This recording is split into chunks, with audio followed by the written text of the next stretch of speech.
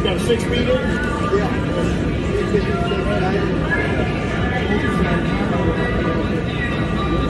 Yeah, I got one. I got a whole bunch of them. I got someone for the want to change the big block out, put the big block in my pickup truck. I got a pickup truck like this silver. And I was going to put the LS motor with the 6-speed in there. Because I want to drive it. And that big block, I have to follow me with it. They don't get like 5 miles to the gallon. That's clean. 5 or 6. Yeah. And that's with me just easing around on it. It's nice though. Them 18s in the back? Yeah, they're all 18. 18 like the long back. Shouldn't have got rid of it. Yeah, many have been when I had it up under retest just a deep 30 speed. Yeah. That's what I need to do to mine is mini test. I got it all to a point right now and redoing it. Because I had a fuel cell in it. I hate that pump sound every time I turn the truck to do it. So I got the intake phantom pump, the intake pump, put the fluid back in the truck. I got the fuel cell pump.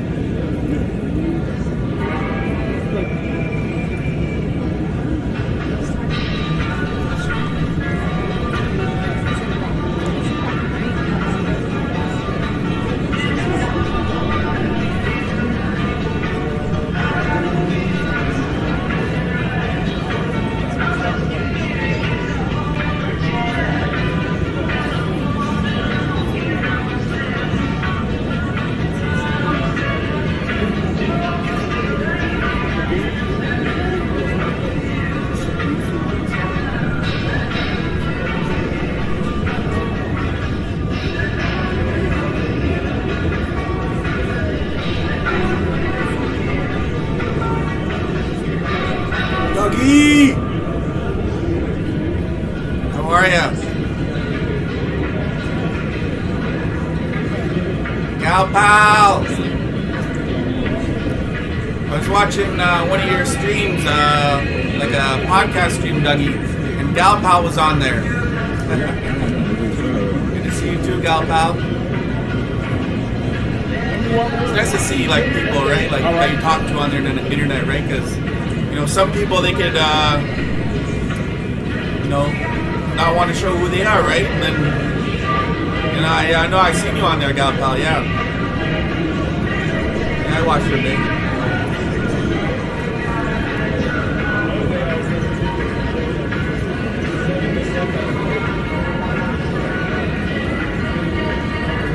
Yeah, maybe. Who knows, right? Like, yeah, maybe.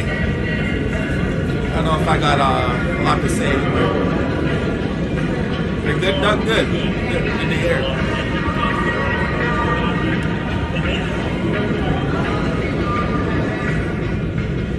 Yeah, no, I bet you would, Gal pal. I know. Looking forward to doing some walking streams this summer, so I know you like those, Gal pal, so hopefully you'll be around for one of those.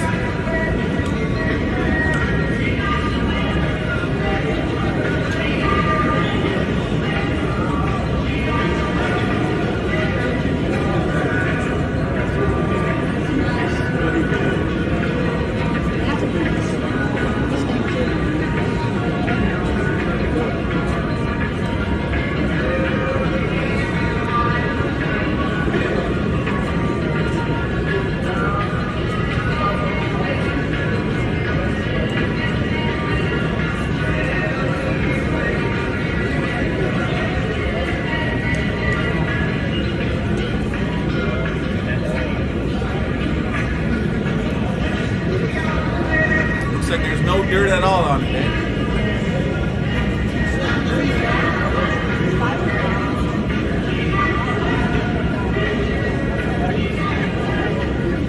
Sorry. It's a coupe. So you can really Release coupe. They're released coupe. It's a coupe, yeah. All those coupes.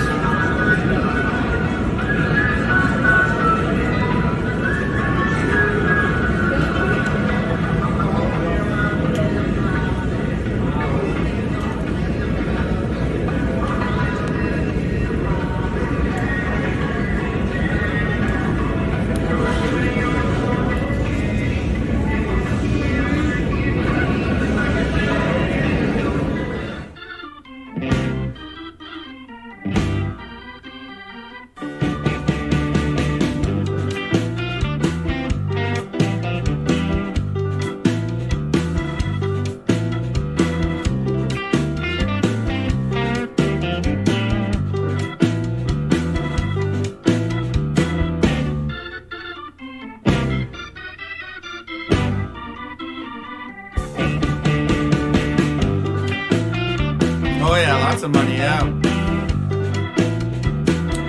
Oh yeah.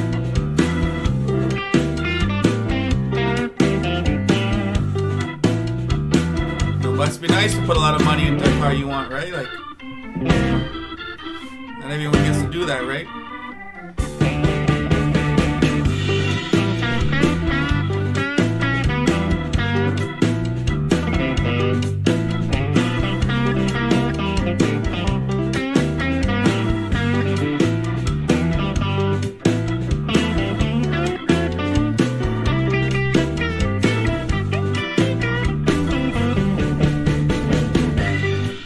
Oh yeah? Build the engines? That's good. It's good to know, you know, how to work on cars too, right? You know.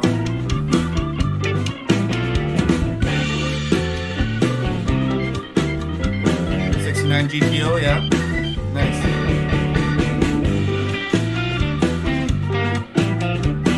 Was it a Judge? GTO Judge? Those are nice. I like those.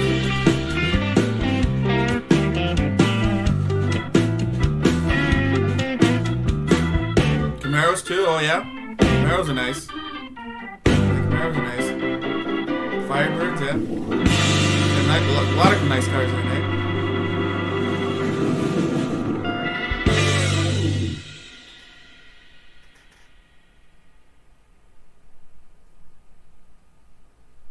Chevy Nova, yeah. Right on. Novas are nice. They're muscle cars. Seen Dodge Charger put out some pictures of their new Dodge put out pictures of the Charger electric though. Yeah, it looks pretty good. I like it. It looks pretty good.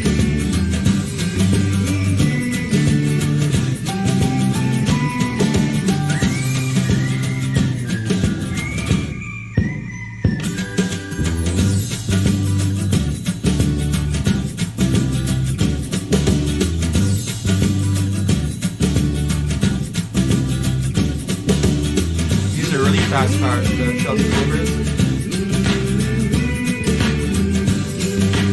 Old cars, yeah. You know, why don't they make the same body style as before, like the old muscle cars now, right? Like, you know, I'm sure some people would buy the more popular body styles, right?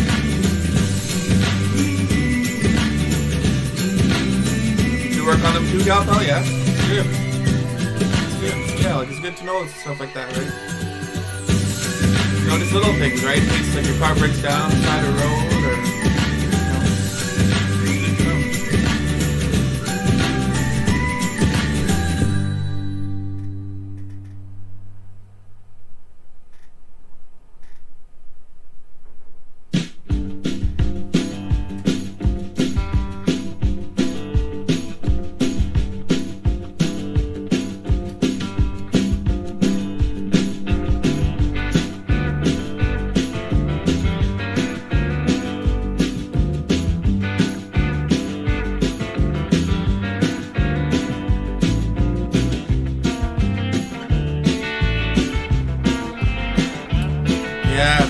diagnostics.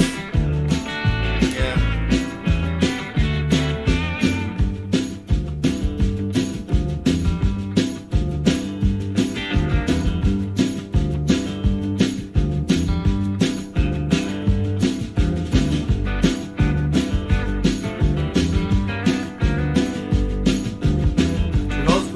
Told you nice. My dad had a 66 red one. 396. Took good care of it.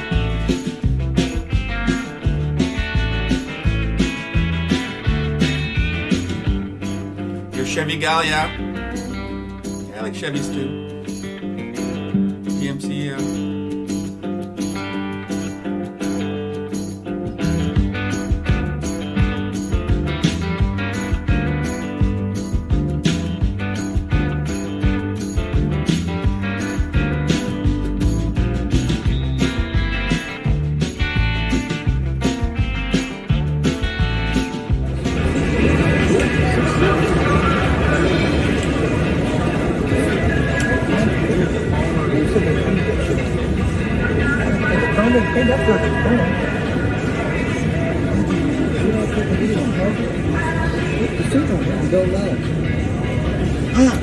Yeah, no problem, gal pal. You know, I don't stream that often, you know, so it's nice for you to show up, right? Like, otherwise it's just me here, so thank you for showing up. Always been nice in the chat. That helps too.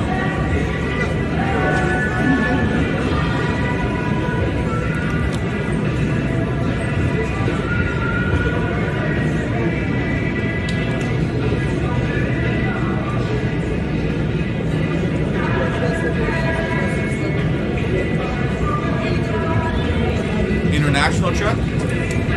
What's that, like a... What kind of truck is that? International. So the 60s, the 60s truck, yeah? Like the one they were just showing, like the C10?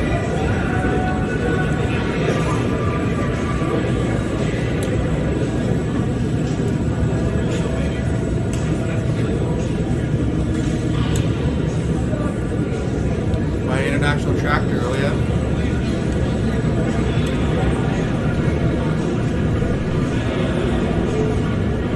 Oh, he was a dairy farmer, oh.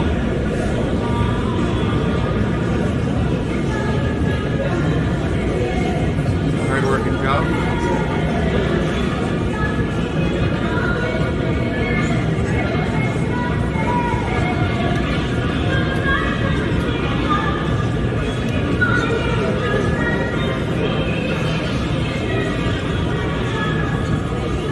Yeah, he helped him out, yeah. Milking the cows.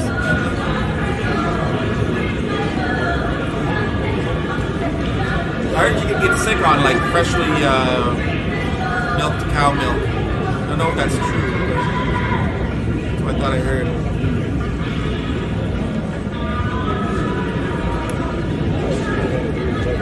Oh yeah, you had sisters too and that, yeah.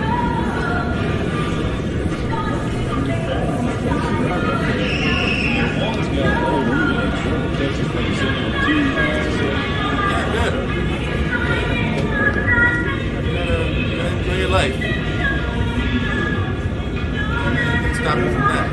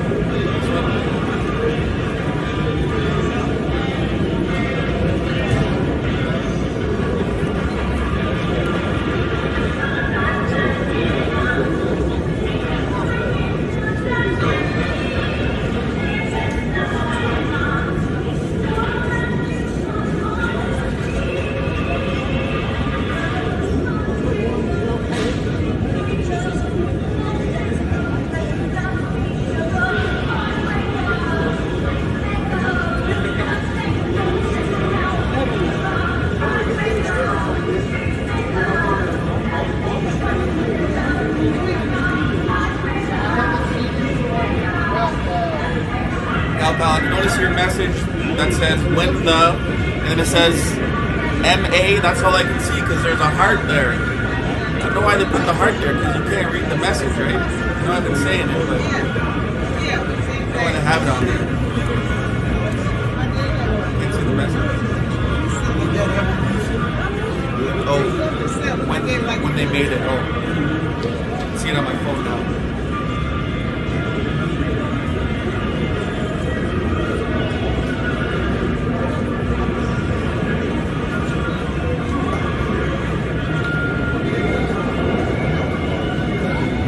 Yeah, but I need some more of these.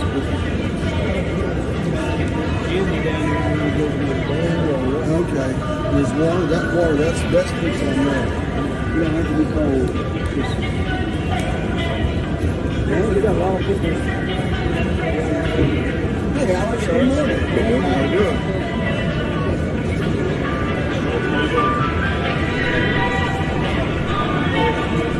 Yeah, your dad had a Bel Air. I like Bel Airs. That one's nice. Black interior. That one's nice. I like Bel Airs. Yeah, they're nice.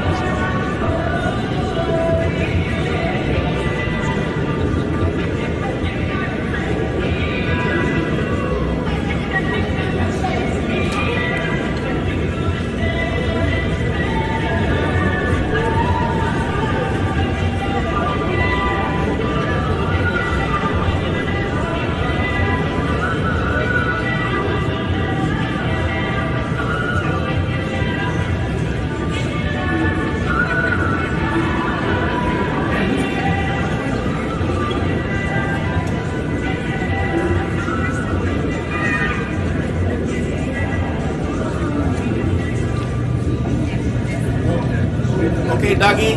Yeah, no problem. Hope to see you soon.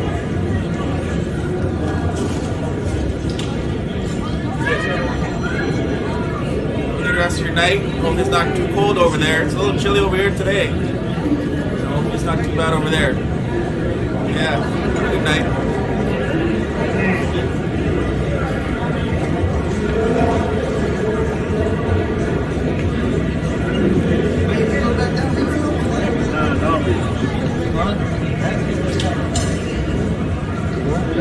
Yeah, yellow Bel Air.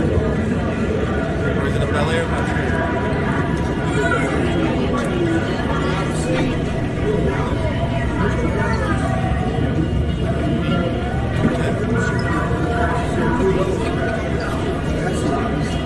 And even they have the Nomads that were like a station wagon Bel Air, right? If I remember correctly. The yellow one looks good.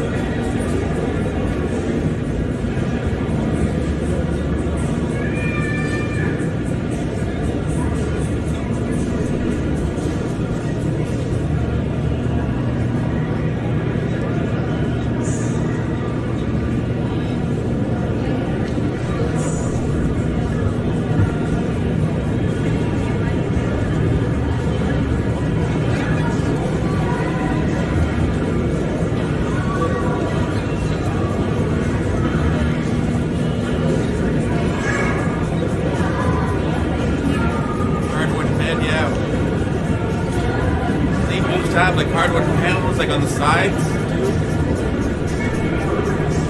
Yeah, in a pickup truck, the hardwood bed looks good. All the trucks.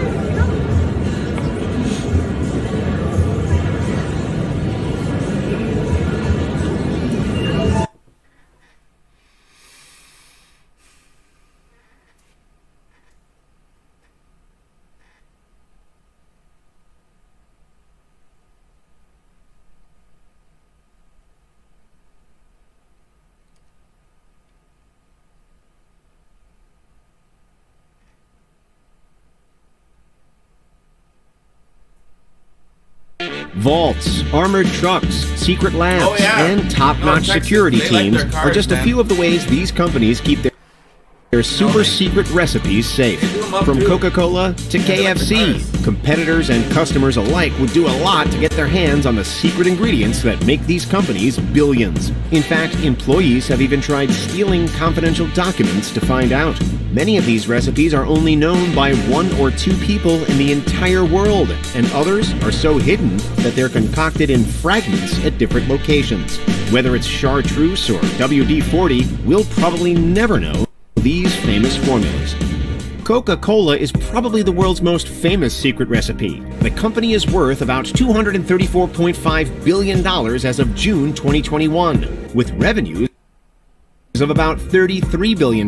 Coca-Cola was invented by pharmacist John Pemberton in 1886, and then its recipe was purchased by Asa Griggs Candler for just yeah. $2,500. With some minor changes, can't drive the recipe has all been year in passed the winter, down right? to some of Coca-Cola's highest executives. Only 2 executives know the formula at any given time, and it's so protected that they're not even allowed to travel in the same plane. There's also a written recipe that's hidden in a secure SunTrust bank vault in Atlanta. Stealing the recipe comes with harsh consequences. In 2007, a secretary for the company was sentenced to 8 years in prison after offering trade secrets to Pepsi, hoping to make $1.5 million. This is one recipe you don't want to mess with. At the time this video is being produced, the company that makes WD-40 is worth about $3.47 billion, with $409 million in revenue. First developed back in 1953, it took 40 years to create the perfect recipe for this industrial solvent, hence the name. The recipe's been in a bank vault for over 50 years now, and only taken out twice. When it was moved in 2018 in San Diego, it was in a suitcase, handcuffed to the CEO, and escorted by armed guards in an armored truck. No one truly knows the recipe because the product is mixed at 3 different locations and then passed on to the manufacturers. Instead of passing the recipe down to new secret keepers, it's fragmented and producers only know certain parts, while the full recipe is kept hidden inside its mysterious vault. At the time of this video, KFC has a net worth of about $10 billion thanks to its flavorful fried chicken recipe. Colonel Sanders began working on the recipe in the 1940s, and today only 2 KFC executives know all the spices. The recipe is guarded in a facility that has 2 feet thick concrete walls. There's round-the-clock surveillance, armed guards, and even unique PIN codes for the 2 executives who can only open the vault together. In addition, not all the spices are mixed in one place. Half the spices are mixed in one location and then taken to someplace else to be combined. As for how the recipe is passed on, it's rumored it's given to 2 of the highest-ranking execs chosen by previous recipe holders. The recipe was almost revealed in 2017 when a journalist from the Chicago Tribune claimed that he had discovered the secret from a Sanders family scrapbook, though KFC quickly denied its validity. Hershey's milk chocolate is one of the most delicious chocolates in the world, At the moment, the company is worth $35.68 billion, with $8.2 billion in sales. In the past, chocolate was always made dark, but in 1900, the first Hershey's milk chocolate bar was formulated. Although many companies have produced milk chocolate, none of them are as creamy as Hershey's, and the reason why is a heavily guarded secret. Some believe it's the way the milk is processed and broken down that creates the unique taste. The company has a secret chocolate lab, and the technique to Hershey's chocolate production is passed down to the best chocolate manufacturers, who must be paid well because the process is still a secret. As we're making this video, Heinz continues its reign in the condiment world, with a net worth of $49.38 billion and $26.2 billion in revenue. The company is most famous for its ketchup. It was first created by Henry J. Heinz in 1867 with just 5 ingredients. Those ingredients include tomatoes, vinegar, sugar, and salt, as well as spice and herb extracts. These are the secrets to the condiment's delicious taste. The strictly guarded recipe has remained almost unchanged for the past 100 years. It's estimated only about 10 people in the world know it, and we don't even know where it's hidden. It's rumored to be passed down amongst the Heinz family and only the company's very top executives. Krispy Kreme is an incredibly popular chain. It was bought by German investment firm JAB Beach in 2016 for $1.35 billion, and in 2020 had revenues of $1.12 billion. It's been a pretty lucrative deal for the company, since at the time of this video, JAB is worth about $120 billion. Krispy Kreme founder Vernon Rudolph bought the company's signature glazed donuts recipe from a New Orleans French chef. It's rumored that ingredients include fluffed egg whites, mashed potatoes, sugar, shortening, and skimmed milk. The recipe is now locked away in the company vault at the Winston-Salem plant. A very limited number of employees have access, and the dry mix is only produced at the company's main plant and then sent out to the stores. The recipe is rumored to be passed down to a few of the very best employees at this plant, keeping the secret safe. As of June 2021, the Campari Group had net sales of $474.7 million, spearheaded by Campari, the most popular product. Invented by Gaspare Campari in 1860, the recipe for the cocktail favorite remains unchanged and a secret. All that's known is that it's made from bitter herbs, aromatic plants, and fruit, and there are anywhere between 20 and 80 ingredients in total. The only man who knows the secret recipe is the factory director in Sesto San Giovanni, Italy. Some of the ingredients are even shipped directly to his office in plain brown wrappers to ensure secrecy. The next person to know the secret recipe will likely be the factory's next director, who will keep the beverage's unique taste a mystery. Bush's baked beans are the most popular in the U.S. Revenue in 2021 so far is $155.07 million, though their yearly revenue usually exceeds $400 million. Bush created their beans in the 1970s based on a secret family recipe. All we know is that it contains beans, brown sugar, and double-cured bacon. There's definitely a complex blend of flavors and spices that remains a mystery. The Bush Visitor Center in Chestnut Hill, Tennessee, houses the guarded display of the Bush's secret family recipe book, and it's expected that the recipe will continue to be passed down in the family, with only the Bushes and a few top employees in on the secret. The Wizarding World at Universal Studios Orlando sold 20 million cups of butterbeer in their first 7 years of operation. At $6.99 per cup, that's $139.8 million. In pre-lockdown times, the Universal theme park's revenue exceeded $5.9 billion, and its parent company, Comcast, is worth $254.8 billion at the time we're making this. So they definitely had the money to hire their own chef to create the magical drink. The recipe took Chef Steve Jason 3 years to come up with, and very few executives know the secret. It's going to be passed on to the company's top dogs only. And yes, J.K. Rowling did get final approval on the taste.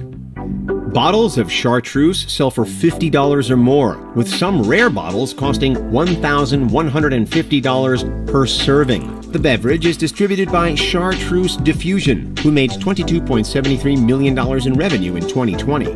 But the mysterious drink is actually made by monks. Chartreuse is over 4 centuries old. The Carthusian Brotherhood acquired the manuscript with the recipe in 1605. Called the elixir of long life, it was perfected in 1737, and the monks started selling small bottles. It stayed with the monks all these years, and only 2 monks know the recipe. It's said to contain 130 different herbs, plants, and flowers, and its secrets will continue to be passed on through the Brotherhood. Let's put one famous recipe myth to bed. No, Pepsi does not want to steal Coca-Cola's secret formula. The brand is already worth $18.2 billion. And in fact, it was Pepsi who ratted out the would-be Coca-Cola recipe's thief, keeping its competitors' secrets safe.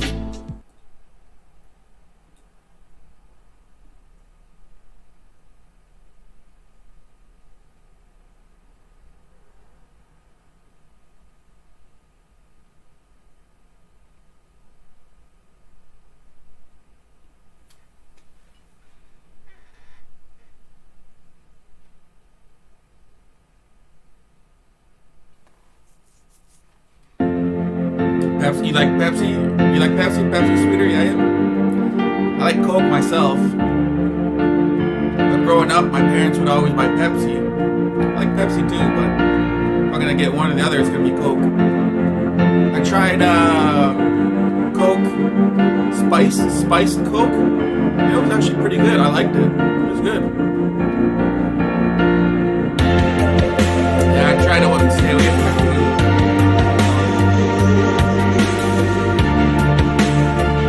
Root beer is good, yeah. I like cream soda. You know, sometimes I get cream soda. Usually I water it down, like, you know, I don't drink it. If I'm at home, I water it down.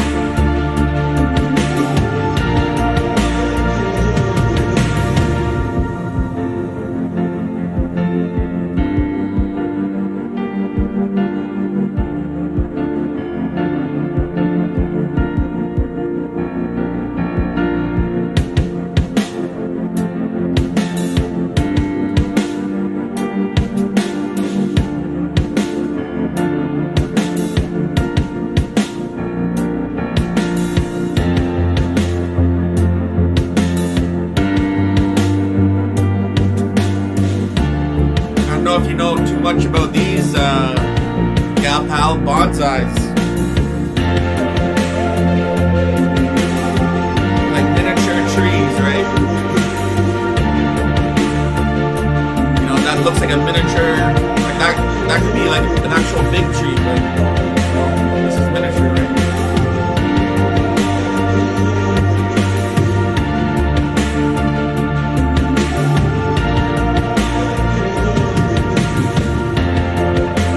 For hundreds of years with bonsais.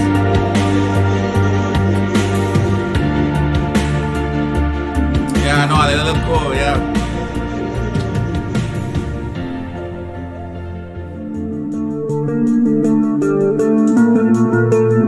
I have one, I got one. Here, go get it.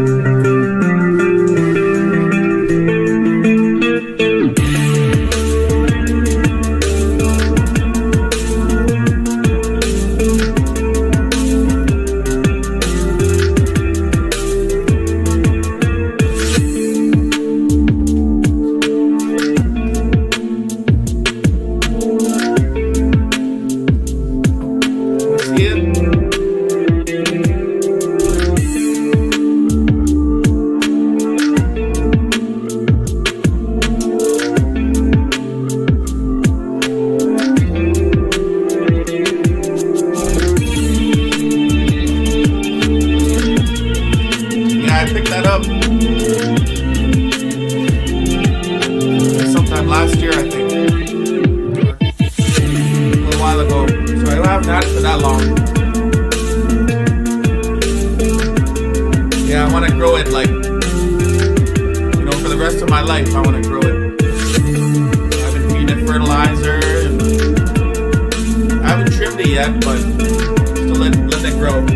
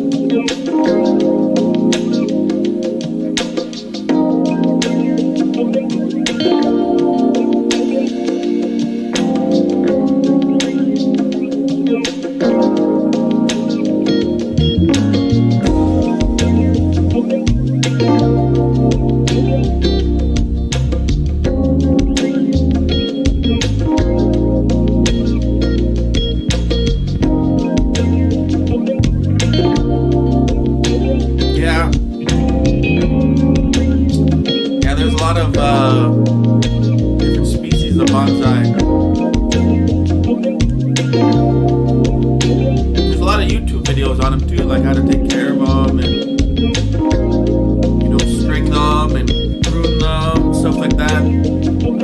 I watch quite a bit of that. There's this one guy, his name is well, his channel's name is Heron's Bonsai, Herons, I think it is, Bonsai, and he's out in Britain, I think it is. He has like a whole nursery of bonsais. It's fun to watch.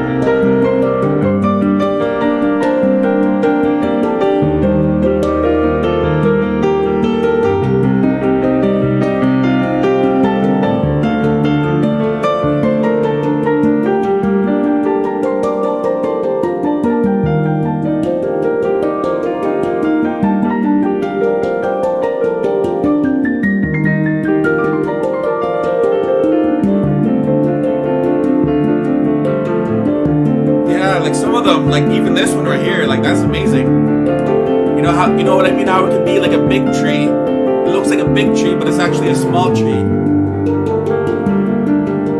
That's what I really like about some of them, you know, like how some of them look.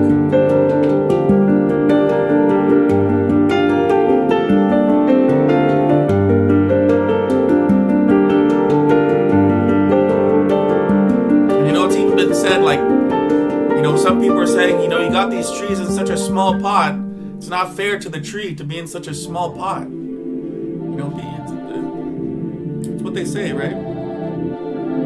You know, trees live in their own ways too, right?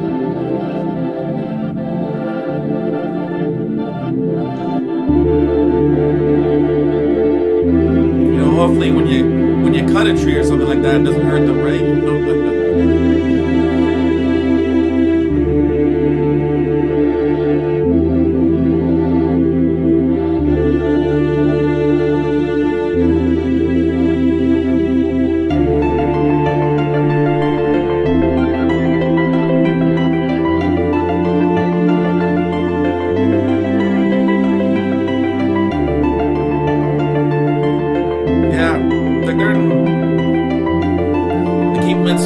Right, so they don't grow big. That's basically the thing. Put it in a bigger pot, it's going to grow bigger.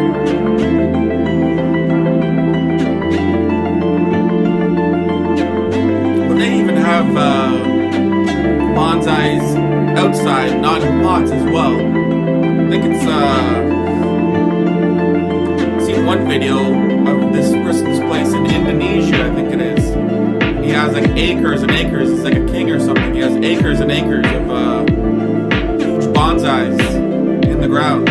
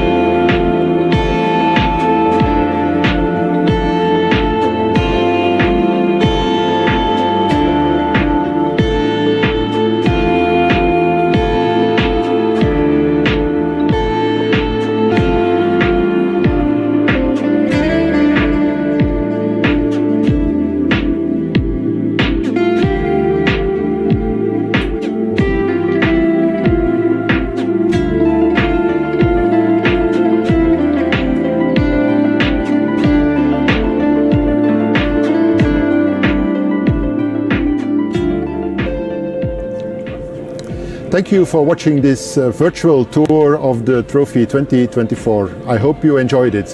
At least we did. We saw very nice demonstrations and very nice trees from all over Europe. Next year we go for the Trophy 2025. It's a special edition, and we have invited Mauro Stemberger, Ryan Neal, and from Japan, Koji Hiramatsu. You're welcome.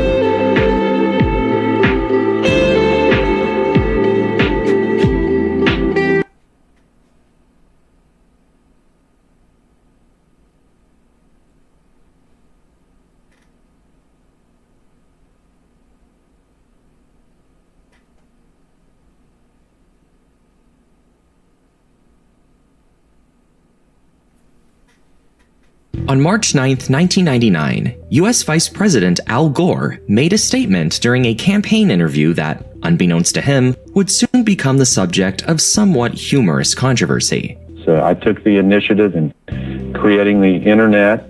What followed were a bunch of newspaper articles, comic strips, and memes mocking the vice president, starting a new wave of political humor for his candidacy in the 2000 presidential election.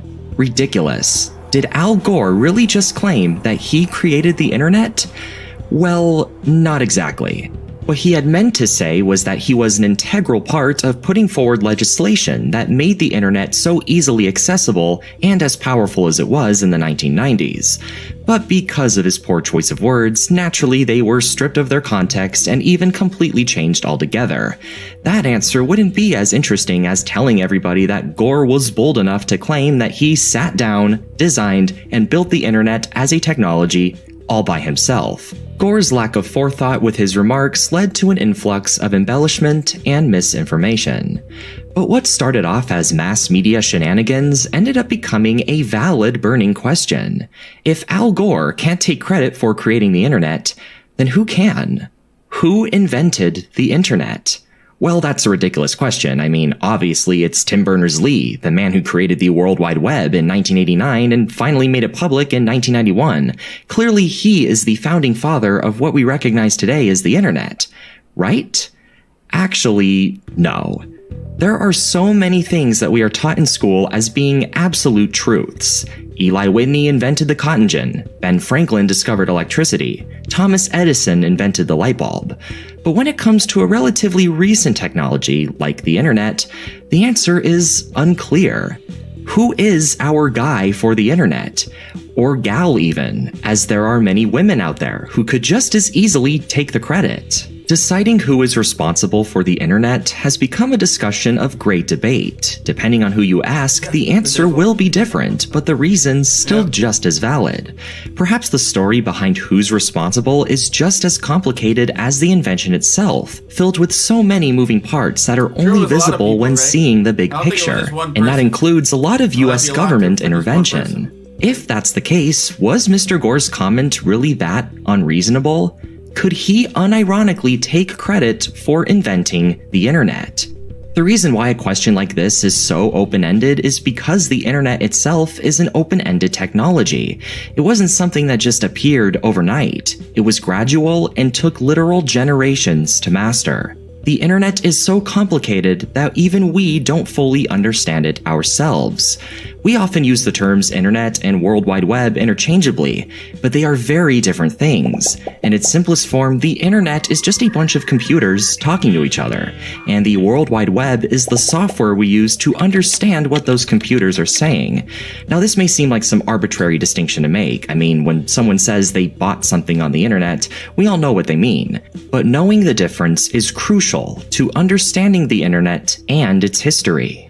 So where did it all begin? Well, you could argue that there actually is a fixed date for when the internet was born, October 4th, 1957, when Leave It to Beaver premiered on television. Okay, that wasn't what caused it, but another important thing happened that day too. Sputnik was launched into space by Russia, becoming the first man-made orbital satellite. In case it wasn't super obvious already, the US and the Soviet Union were kind of really trying to one-up each other after World War II, and who was the better superpower. This led to the Cold War, not a physical war with direct military engagement, you can thank Kennedy for that, but a period of great political tension where the two countries basically looked daggers at each other. A byproduct of the Cold War was the space race, and when the Soviets launched Sputnik, the US wasn't exactly stoked about it. In order to keep their eyes on the Soviets at all times and make sure that the US always had the better technology, President Eisenhower created DARPA, the Defense Advanced Research Projects Agency. For a while, things went just about how they expected. But as technology got more sophisticated, meeting DARPA's objectives got more difficult. In order to really maintain good surveillance of the Soviets and continue making state-of-the-art technology, US research centers had to constantly be in contact with one another, and someone being on the phone 24/7 wasn't good enough. The only way to do that was by creating a network.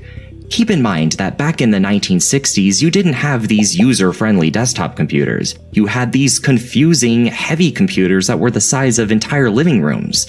These were called mainframes. By allowing the mainframes of these research centers to be constantly connected to one another, information could be transmitted extremely fast, and DARPA could get a lot more work done. This was made possible by the theories of J.C.R. Licklider, who basically said, hey, what if we took landlines and instead of having phones connected to them, it was computers? Thanks to Licklider and Bob Taylor, DARPA leased phone lines to bring this idea to life and created the Advanced Research Projects Agency Network, also known as ARPANET. Now, the creation of ARPANET was in a lot of ways history repeating itself. If you study a lot of American history, you may notice that the very first US presidential election is the only election to span over 2 calendar years.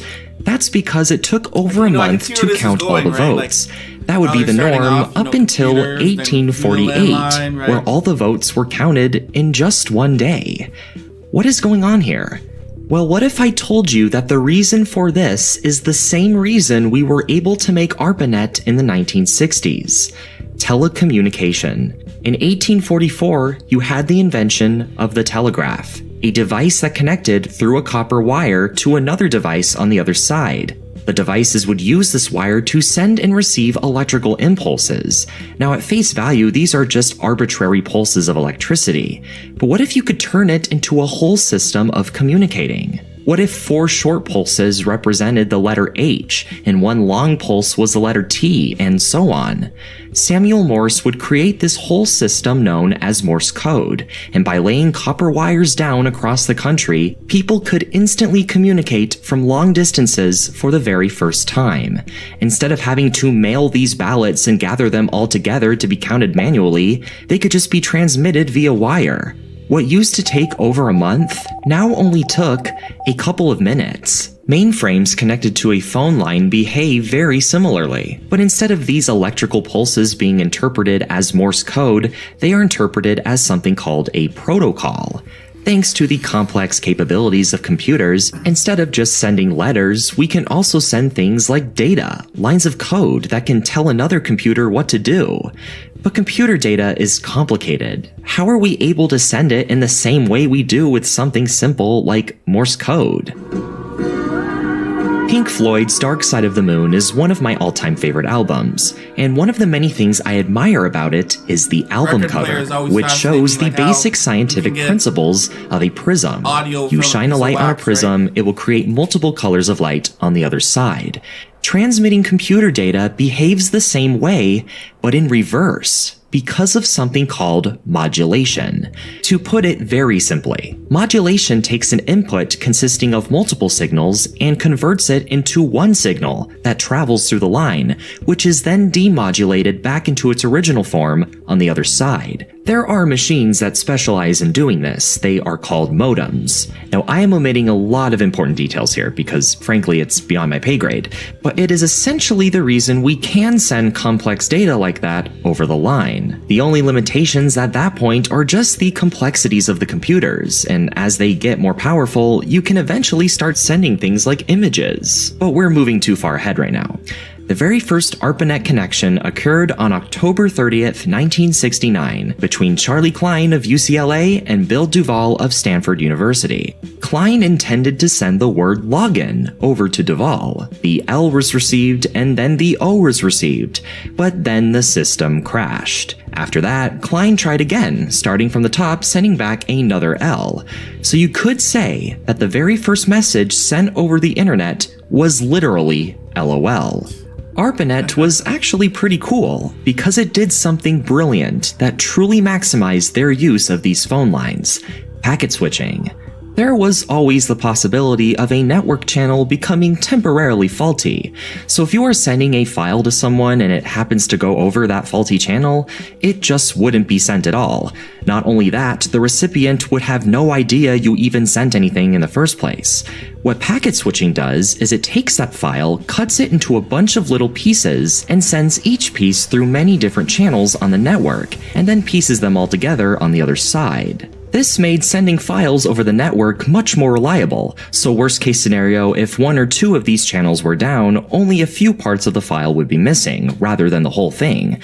The recipient could see this and then request the sender to transmit the file again and get those remaining pieces.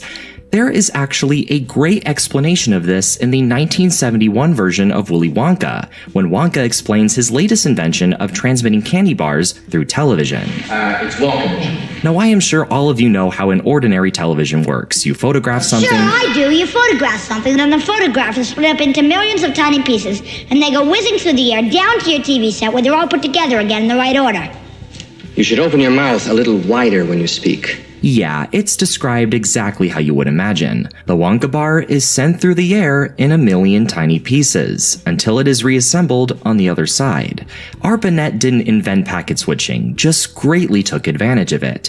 It did with mainframe data what Wonka did with Wonka bars. So yeah, Wonka was kind of a polymath. Aside from turning spoiled little kids into chocolate, he was also making great contributions to computer science. We are the music makers. And we are the dreamers of dreams. So yeah, after these groundbreaking achievements, ARPANET just continued to improve. To facilitate the sending of messages over ARPANET, programmer Ray Tomlinson created a messaging program that separated the name of the user and the machine they were using with the less commonly used @ symbol to make it easier to read. He called this email. So yes, in 1971, the internet, text messaging, and message threads technically did exist. It was just limited to places like universities, government agencies, laboratories, etc. And by 1973, it was even happening globally. But ARPANET was far from perfect. While it was a complex network of computers, it was more of an intranet, a network that is private and limited to only one company. When it connected with England's NPL network, it became an extranet, a private network that allows only a specific outside party access. If it was going to get bigger, a few things needed to be nipped in the bud. MIT student Radia Perlman noticed a huge vulnerability in the network. The more sophisticated a network gets, the more likely you are to have paths that can get pretty funky, called bridge loops. In a bridge loop, data that is being transmitted can essentially get stuck going in a circle indefinitely.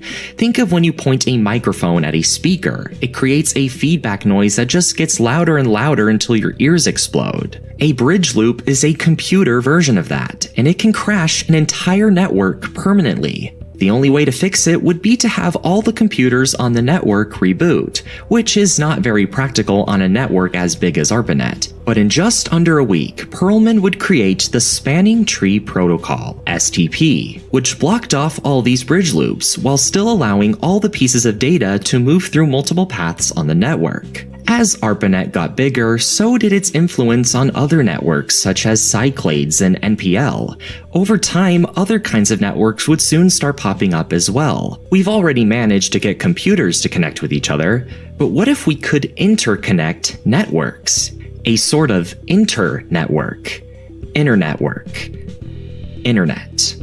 This did happen with MPL and ARPANET in 1973, but interconnecting networks wasn't exactly easy unless both networks had very similar configurations. It was basically like trying to speak with multiple people who all spoke different languages. What if we could create a language that everyone spoke? Well, everything would change forever on January 1st, 1983, when ARPANET would adopt the Transfer Control and Internet Protocols, TCP/IP. Created by Vinton Cerf and Bob Kahn, these protocols did many incredible things, including giving each computer its own distinct number, called an IP address, being able to detect and automatically resend packets that are lost in transmission, no longer requiring the user to do it manually, and being able to confirm that a transmission was successfully delivered.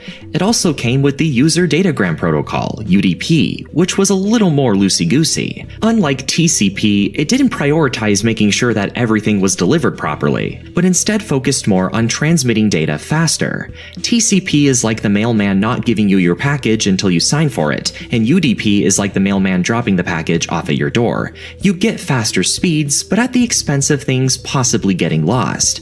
I would tell you a UDP joke, but you probably wouldn't get it. These protocols have since become the standard for the internet and are still very much in use today. January 1st, 1983 was basically the day that a bunch of intranets and extranets came together to become one big unified internet. Now that the internet was more robust and reliable than ever, it was time to start making it easier to use. What if instead of typing in a bunch of numbers to access a server, you could just type in something easy to remember, like a name? Head of the Network Information Center, Elizabeth Feinler, was in charge of documenting pretty much everything about ARPANET, and essentially created a phone book listing the name of a server and its numerical address. At first, these were basically just decimal numbers, but when IP addresses came along, they turned into, well, IP addresses, the format we recognize today. The phone book was called hosts.txt, and each computer on the network would automatically have access to it.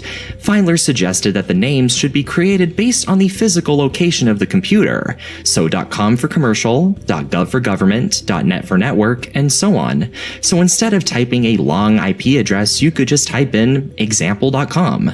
Feinler and her team had created the host naming registry and the Whois protocol. The problem though was that this phone book had to be updated manually. If you wanted your domain added to the registry, you had to call Feinler's support line on the phone and have her put it in for you. As the internet grew and more domains were registered, this would become impractical, and this one file would get too big. Paul Markapetris would build on top of Feinler's system and come up with the Domain Name System, or DNS. Instead of a single host.txt directory, you now had basically a bunch of host.txt directories all on different machines called DNS servers, and these would all form their own network, and all the other networks would connect to that network, and any changes to these directories would now be done automatically. You could argue that Feinler and Markapetris are hugely responsible for why the internet is so user-friendly today. Over time, more networks around the world would form and become part of the internet. The pie was getting bigger, but ARPANET's slice wasn't growing. It was becoming more outdated and less influential, and by 1989 would be decommissioned entirely. But the rest of the internet was still there and only continued to grow. And as computers got more personal, more people could use it, no longer limiting it to just researchers and scientists. It was now time for the internet to get even simpler. An employee working for the Swiss nuclear research facility, CERN, was frustrated at how complicated it was to share data in an organized manner, even having to walk up to coworkers to see which files they had on their computer. Then he had an idea. What if there was a program where, rather than constantly logging into terminals, you could share information with just the click of a button? This employee was named Tim Berners-Lee, and he then turned his next computer into a server, which hosted a program he called the World Wide Web. Featuring new technologies such as HTTP and HTML, data could now be shared in the form of web pages containing hyperlinks. The very first website is made public in 1991, making information more unified than ever.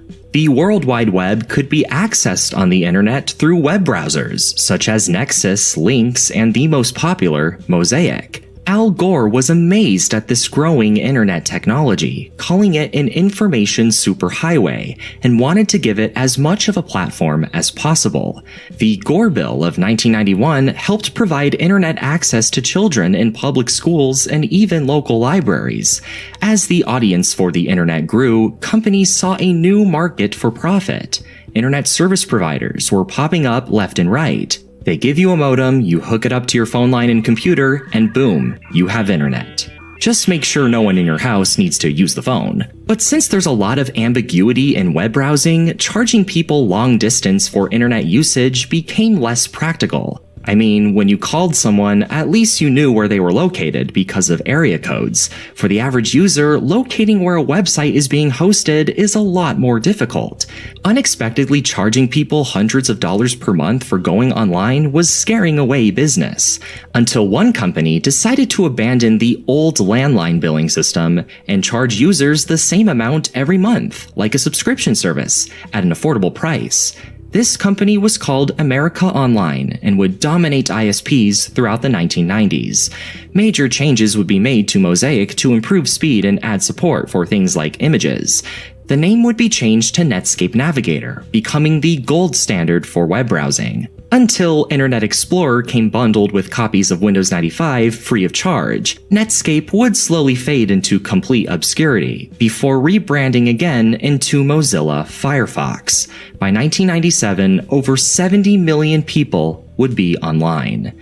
Much like those who worked on the ARPANET and other networks of the time, everyone began contributing their own brilliant ideas to this decentralized structure, and the World Wide Web only got stronger. Eventually, people adopted faster Ethernet connections, and then someone came up with the brilliant idea to transmit the internet over radio waves. Building off the ideas of actress and scientist Hedy Lamarr, Wi-Fi was born.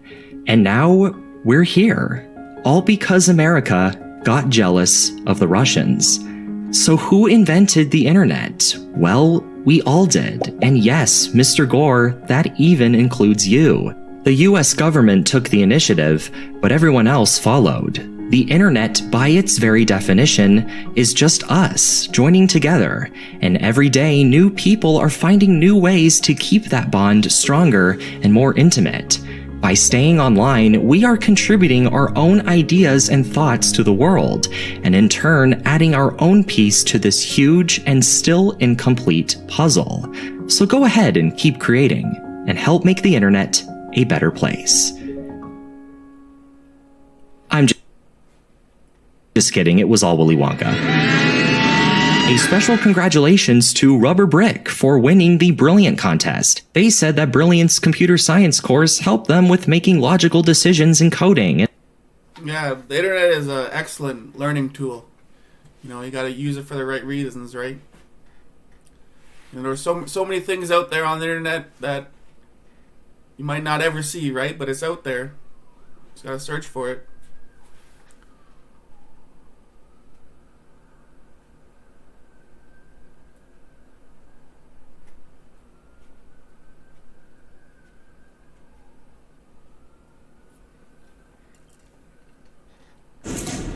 Three minutes in, I got A hell of an entrance. 2 drinks, 2 empanadas. extra splash in it. It's like ladies' night.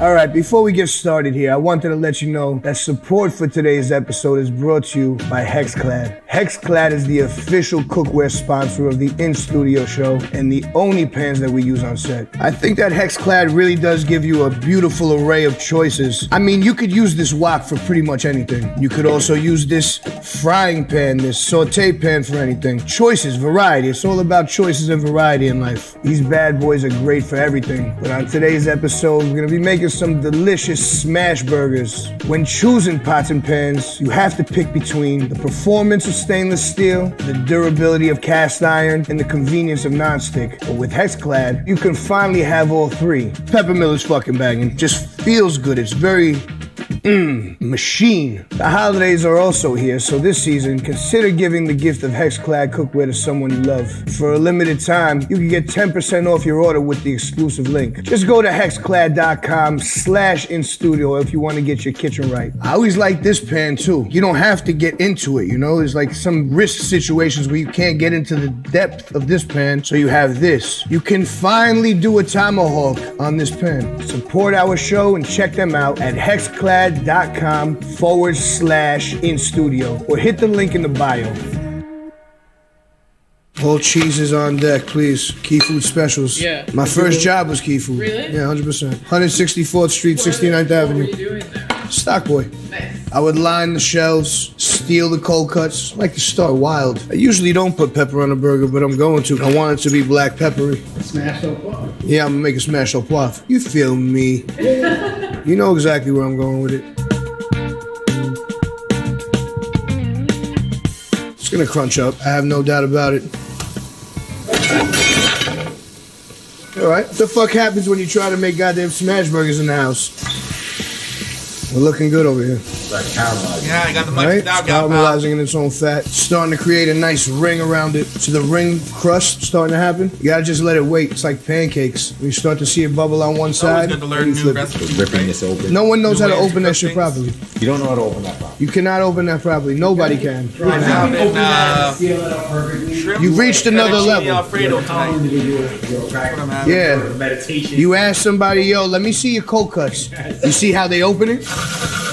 Tell it to my home. Tell me I'm the only one. I can't do that. I tried to make a smash burger at home. Not look like that. It's patience. You gotta let it fry. Soak up a little bit of that juice. A little Coleman's mustard, that hot shit. A little mayo.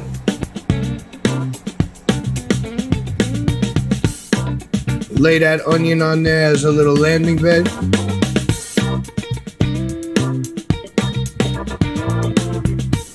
Wow, this looks really good. Right on the burner like that? Okay. Right on it. Woo! Everything's smashed. These are pretty nice. Hell yeah. Brioche. Yeah. Okay. Try that. Wow, not gonna lie. It's as good as it's gonna be, this smash burger here. It's filled with flav. It's flavy. It's flavyful. Let's make Italian sausage. Where's this meat from? DeMarco's? DeMarco's. This show has gotten even headier. This is the headiest Bronson show there is. That's how it works. Come on. You know what I'm Trust in saying? Gabriel? Like, it's not even themed. It's just in and out. That's how it rolls. Treat it like a McDonald's McChicken. Treat it like a chicken cutlet with American cheese, lettuce, and mayonnaise with jalapenos. You doing a McChicken? With Italian sausage. So how did the smash burger craze start, you know? Not sure. Originated in the Great Lakes region at Pressed Chuck Burger Restaurant. There Pressed it is. Chuck, there we go.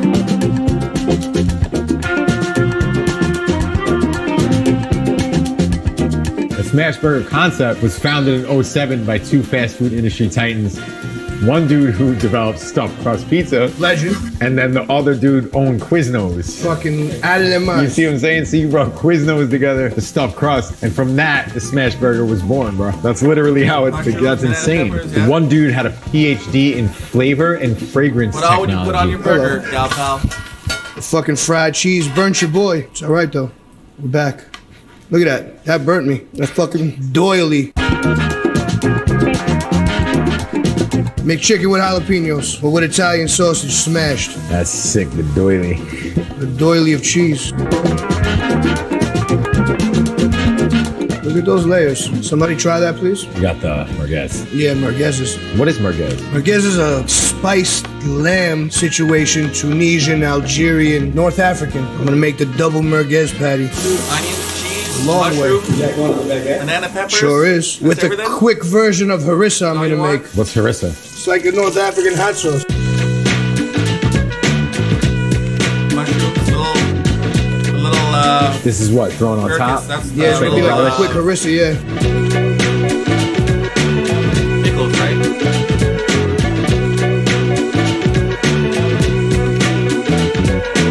Look at how crispy that shit is. Oh yeah. It's a vibe, it is what it is. Non-condiments, no? The This is a smashed merguez with white cheddar, quick harissa, and Thai basil. I like ketchup. It's the crispiest one. Lettuce, relish, What's next? and onion. Make some chicken. Everything is That's what I like on fucking my burger. smash. With this cookware, anything's possible. Just get some fucking doesn't texture on matter that if it's bitch, done, right? you can I put want cheese on to it. hold you, squeeze you, wrap my arm around you. I'm gonna fucking have a food coma. Some jalapenos. Look at my lunch.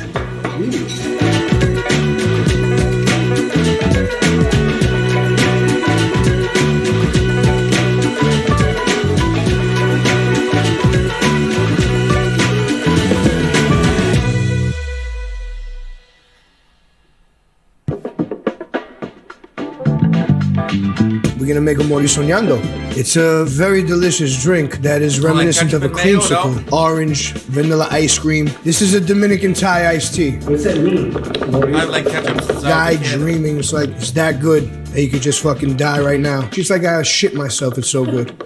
It's similar. This is so good I could shit myself. They stole this. This is even good with some lime zest. You could really broaden the scope of this beverage by adding a little rum, kind of like a coqui, a little coquito. I have to make sure it tastes good. Oh shit, this is good. What's going on? Make a little garnish. Should we introduce a little coquito? Should we introduce a little rum? A little Sunny D, a little bit of the straight up morir.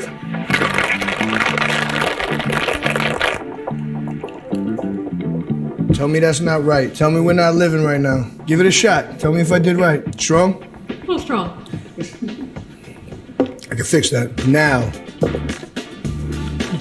Someone would be happy that it was strong. Most people would drain those. Can you go to the ingredients? Yeah, fucking Sunny D, Tropicana, vanilla ice cream, ice, rum, and a little bit of love. I wish I would have put some lime zest. I cut up some pineapple for a little garnish, but it was good. Let's make another one. I'll make a more balanced one. I think that this is the ratio. I don't know about the ice cream in there, but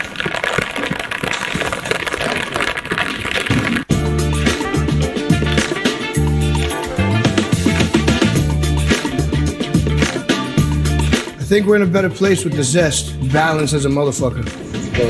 Come on, I could do it all. I got Latin ideas. Telling you that one's balanced right there. That one's the one with the zest. Vanilla and lime is the best flavor. Yeah. Super delicious. Love that.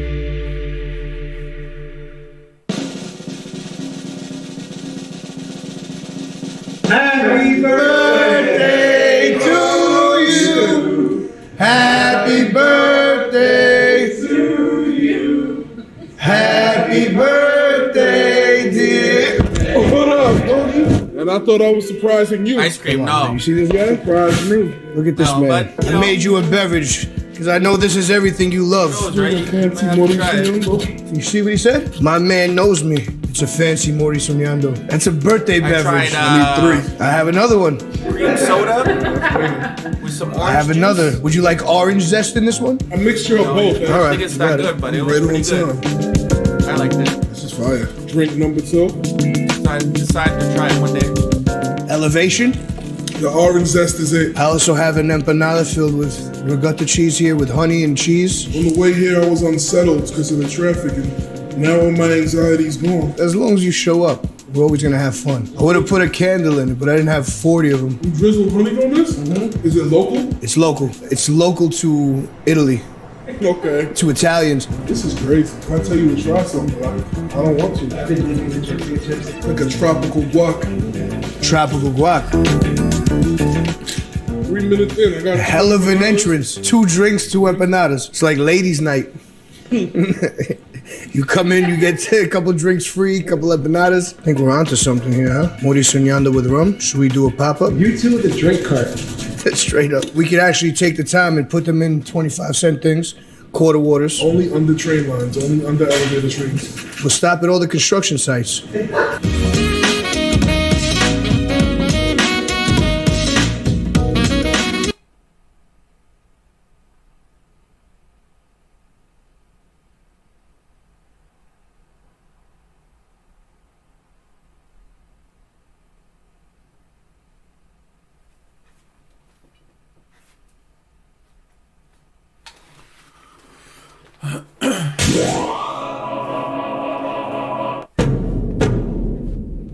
You do what I tell you, yeah?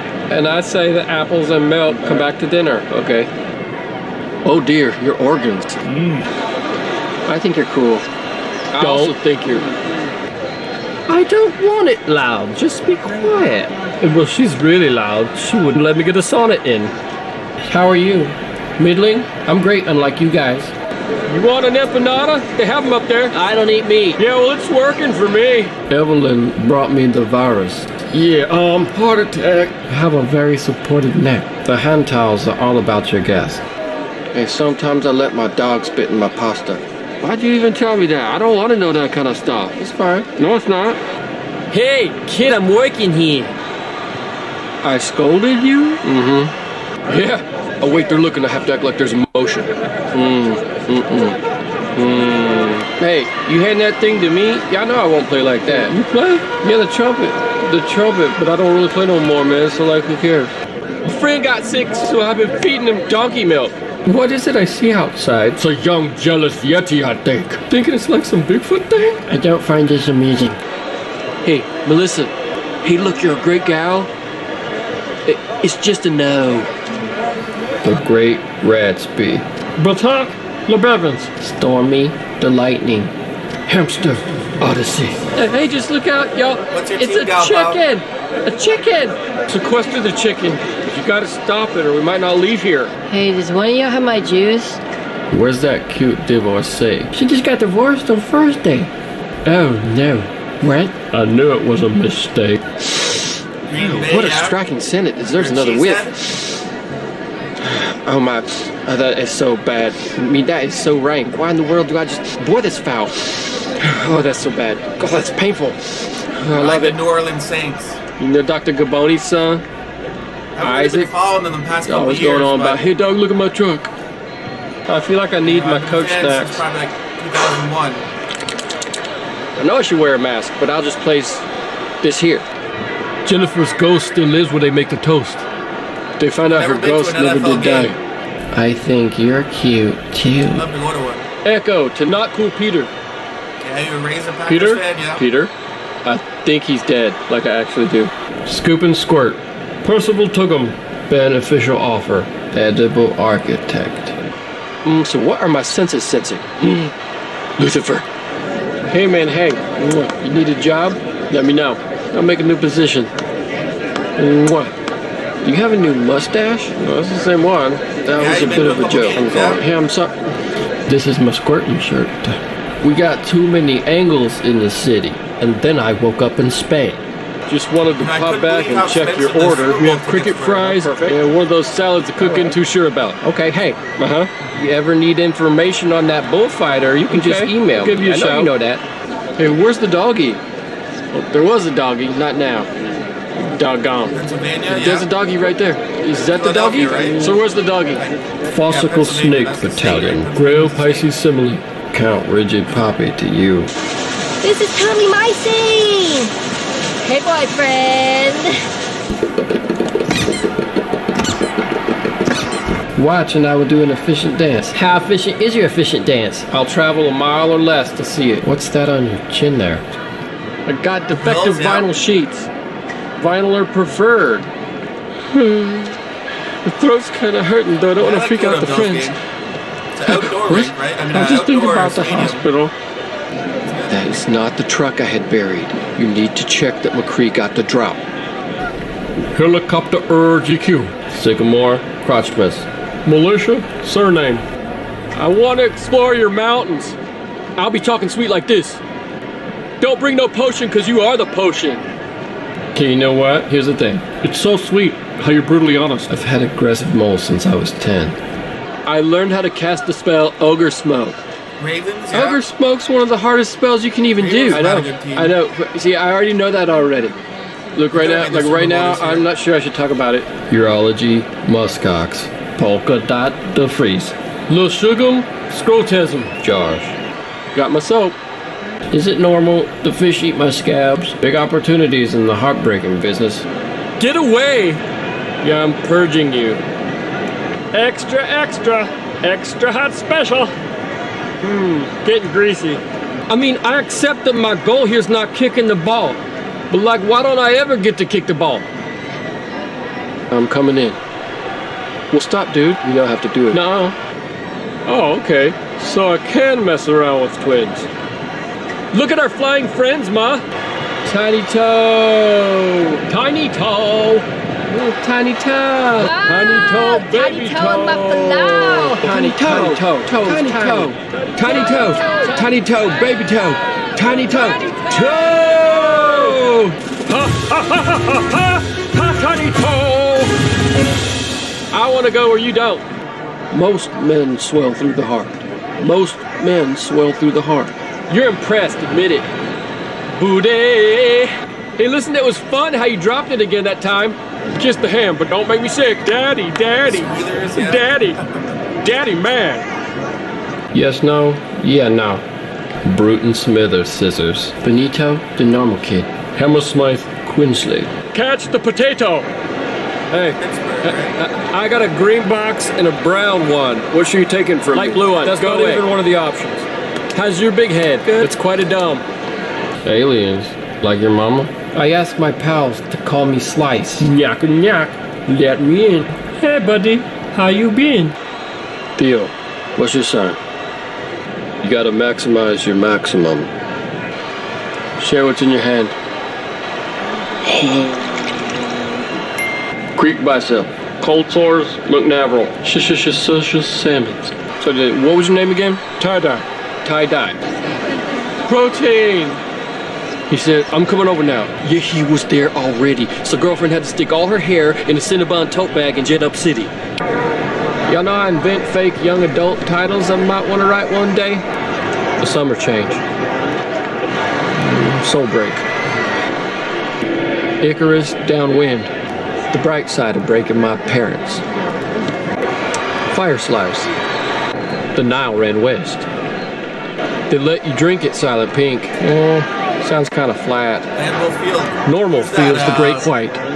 Dude, I really like the fact that I am an artiste. Yeah, I'll do it. What? He's slower than Artax. He nice stapler. Let me check that out. You want my liver? It's not that good. I drank a sack of coffee today. You realize it's poison, don't you? Yeah, probably. It tastes just like it. Plop, plop, plop, plop. Hey, do y'all freaking golf? My leg is wilting. No, it's in my ear. Illegible Glucifer Quilson. Friendly Greg. Mars Savior Starborn. Wait, she's 94? Yet for 14 to 15 years she is 56? And when she dances, the animals fall before her? That's impractical. Y'all look like pop people. A sweet lemon is an omen. My thinking hours are till 10. Hide your minerals behind your desk. I mean, I'm kinda a special American. I am a dazzling herbivore who hates money. But then Frodo, still hadn't taken the ring off, and he's getting so mean. There's a mighty foul odor within the friend zone. Amanda! Yeah, I've stayed with a lot of people. Hello, friend. Can you hear me? Have fun at night school. 2, 3, 4, 1. I miss you. Yeah, I don't know. We have a dog buffet. Somehow my mic freak was out your turned mouth. off. I don't know what happened. Just great cologne.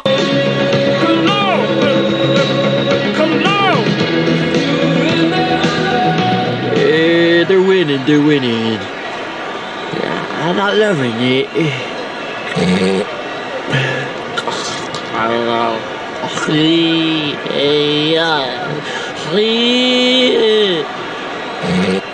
Stab his throat, just a tad. Yeah, no. Stop. I didn't know how to fix it at that point, so. What is it? I'd offer you ketchup, but nah, that's alright. I didn't want to go live. Everyone is new in this skin. The past is where my brain goes I had a couple nightly. drinks and Regrets. Time is an after it interdimensional wasn't working, stimulator. I just said I don't want to do it anymore. I love all my friends and fear myself. Regrets. Maybe we just think we need strife. Ooh, that was kind of eloquent. Burger, Amanda. Jeez, those are good. Yes. Like, who am I now? I mean, your life is a journey, and it's a pretty dang neat one. Look at this Garfield. The garden's within the whole time. I believe that 1 + 1's 1, and when you add everyone at the game today, Well, the answer's still one. And through baby eyes, the view is incredible. Awkward. I know. Joe Burgers, they look good. They look really good. You know, Bun B, he seems like a really nice guy, so it's nice to see that work out for him. I think it's gonna stick around. Yeah, the big line for them, yeah. Yeah, I know, I want to try one of those. We just watched the burger making video.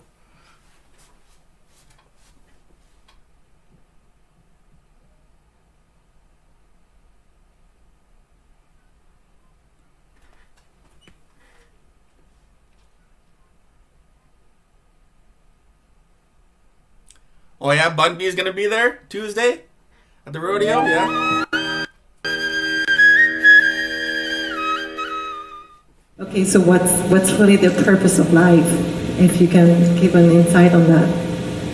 Thank you.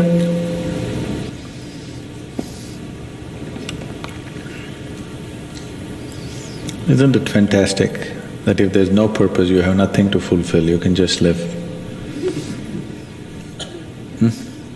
No, but you want a purpose. And not a simple purpose, you want a God-given purpose. It's very dangerous. People who think they have a God-given purpose are doing the cruelest things on the planet. Yes or no? They are doing the most horrible things, and they've always been doing the most horrible things. Because when you have a God-given purpose, life here becomes less important than your purpose. No, life is important. Life is important. When I say life, oh yeah? I'm Lots not talking about your family, your work, what you do not do, your party. Yeah, it's gonna I'm be a not good talking time, about that as life. This is life, isn't it? Life is within you or around you. Hey, Gal Pal. The ambience of life. Thank you very much for stopping You're by. mistaking the ambience of life for life. Your home, your family, your workspace, your party, this is all ambience of life. This is not life, isn't it? Yes or no? You're mistaking the ambience for the real thing. No. Life is important. Because it's the only thing you know. You don't know anything else. Do you know something else? Rest is all imagined stuff, isn't it? The only thing is that this is beating and alive, and that's all there is. So is this important? It is of paramount pair of importance. Jordans too, Amanda. Not you as a person, Gotta be jaywalking. that's not important. But you as a piece of life, it's very important. Because that is the basis of everything. When I say that is the basis of everything, the universe exists for you only because you are, isn't it? Yes or no? Or you're in cowboy boots? The world exists for you only because you are, otherwise it wouldn't exist Rhinestone in your cowboy experience. So, in every way, this is important. The cowboy hat too, Amanda. So what is the purpose for this? Go all out. See, if you had a purpose and if you fulfilled it, after that what would you do? After that what would you do? Bored, isn't it? Yeah, you don't get to wear your new skirt? It is just that life is so intricate and so phenomenally intricate Good, you got a hat? that Good. if you spend 10,000 years looking at it carefully, you still will not know it entirely. If you spend 1,000,000 years looking at it with absolute focus, still you will not know it in its entirety. That's how it is. Is there a meaning to it? The greatest thing about life is that there is no meaning to it. This is the greatest aspect of life, that it has no meaning to it and there is no need for it to have a meaning. It is the pettiness of one's mind that it is seek a meaning, because psychologically you will feel kind of unconnected with life if you don't have a purpose and a meaning. People are constantly trying to create these false purposes. Now, they were quite fine and happy, suddenly they got married, now the purpose is the other person. Then they have children. Now they become miserable with each other. Now the whole purpose that I go through all this misery is because of the children. Like this it goes on. A Drake concert? No. These are things that you are causing. No, I haven't been to a and Drake holding concert. these as purposes of life. No. And is there a God-given purpose? What if God does not know you exist? No, I'm just asking by chance. No, I know they're expensive, yeah. I'm saying in this huge cosmos He's like one of the top-selling for which artists of God all is time, supposed to be right? the creator No, and yeah, I the was seeing him in manager the news, like he's of got this 100 billion this many galaxies. views In that, all this that. tiny little planet and you… Suppose he doesn't know that you exist. What would- 2,500 for a ticket, wow. Possible or no? I'm sorry, I'm saying such sacrilegious too, things. and VIP But and is all it that? possible or no? What if he doesn't know that you exist? What if he doesn't have a plan for you? Suppose he doesn't have a plan for you, an individual plan for you.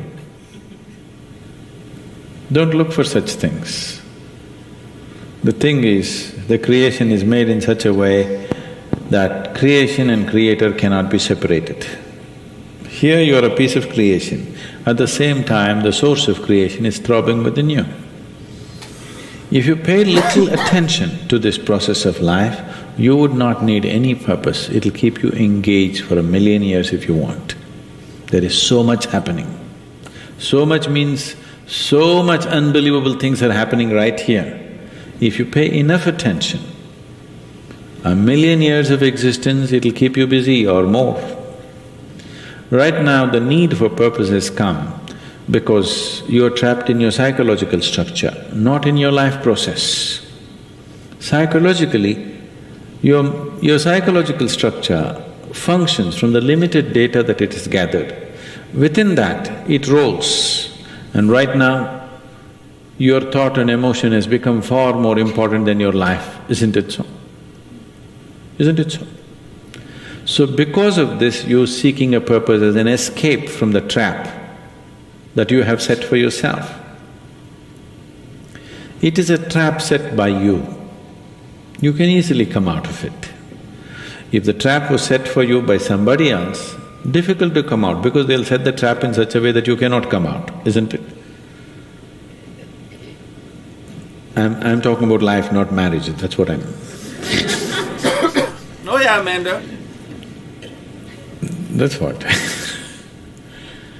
So An this is hour a ahead, trap right? set by you. This No, is they're easy talking to about come getting out. rid of But that is the whole thing. daylight savings time. Why it is so Having one, difficult is, time around the now world, but you're identified with the trap, you like it. I don't know if they're gonna do that. You like it because it gives you a certain sense of safety and security and protection and individual identity. If you build a cocoon around yourself, it gives you safety, but it also imprisons you. Yeah, I know, it's getting late, Walls Amanda. of self-preservation are also walls of 10:16 self-imprisonment. there now, isn't it? In Houston? When it protects you, you like it. When it restricts you, you do not like it.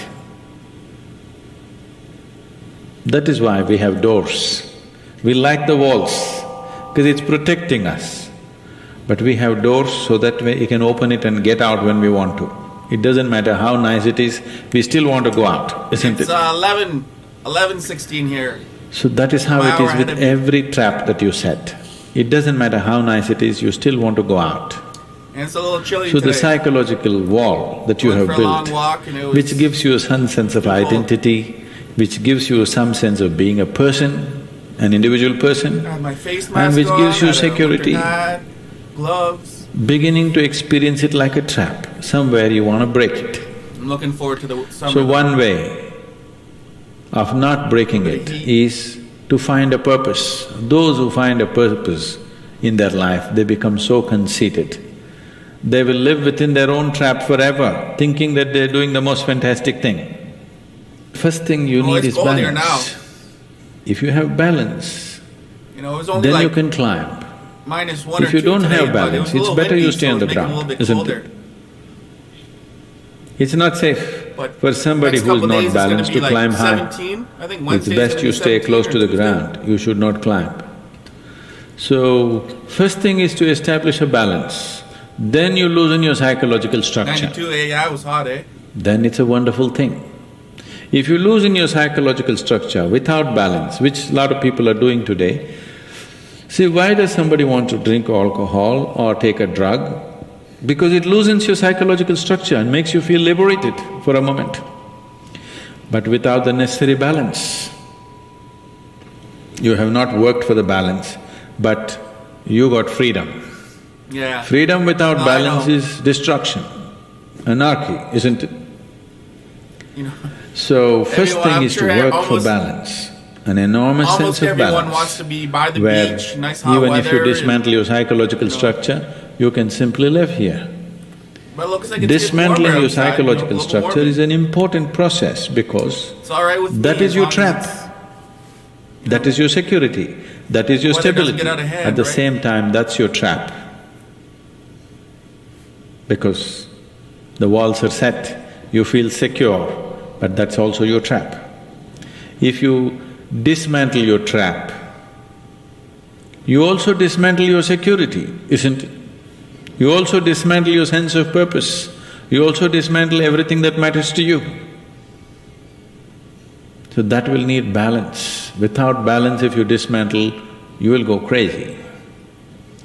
But don't look for a purpose, because if you look for a purpose, you're seeking madness. If you find one, you are sure mad. Yes.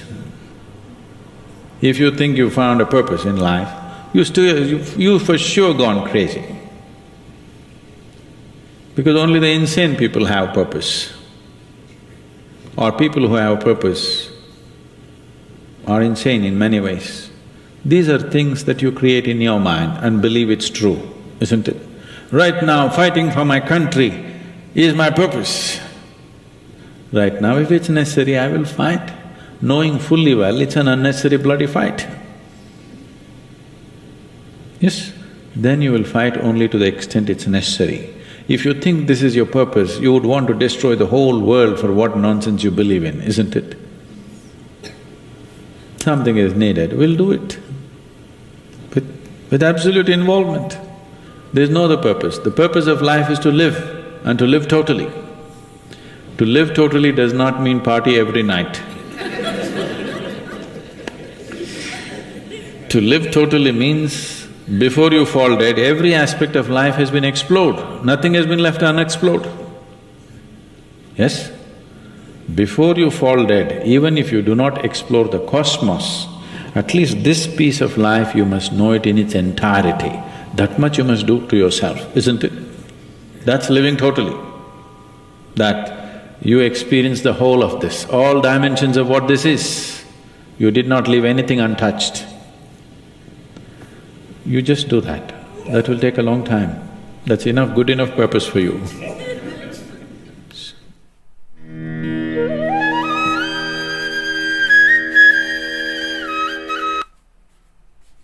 Thanks for the wisdom shared.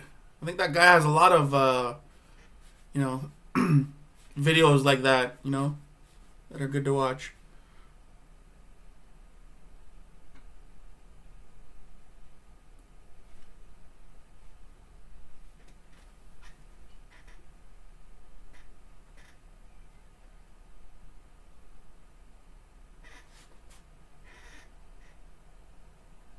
America has gone to the dogs, and it's just the distraction we need. Booster Kong. This is Monkey. And Monkey is? A blue-factored Brussels Griffon. This is Morito, and I'm going to say her breed name one time because I'm not good at it. She's a slow ᴠɪ괜ɪ̀nɪᴜ. Somewhere inside this hairball, there's a Pekingese named Wild Thing. I don't know whether you're a Star Trek fan, but I'm thinking the trouble with tribbles. They're into the machinery, all right, and they're probably in all the other food processors too. He's a tribble. He's a tribble. Sometimes he's just trouble. No hair. Mr. Happy Face is a rescue, adopted by his owner in Arizona.